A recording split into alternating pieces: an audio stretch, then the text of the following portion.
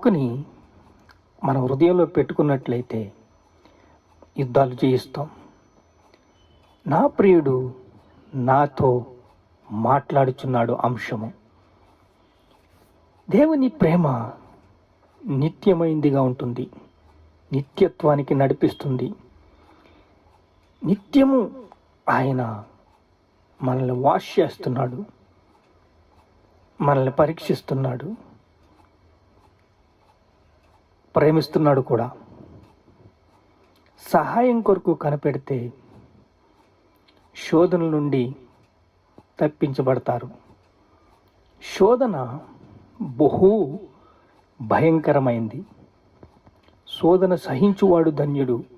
యాకోబు రాసిన పత్రిక 1వ అధ్యాయం 12వ వచనం. వాగ్దానము మనకున్నాయి. శోధన నుంచి తప్పించుకోబడితేనే మనకున్న శోధన గెలుస్తాం. అగ్ని బాణాలు అపవాది మన మీద తరచూ వేస్తూ ఉంటాడు. పాయింట్ చూసుకుని మన మీద వేస్తాడు. అగ్ని బాణము నిన్ను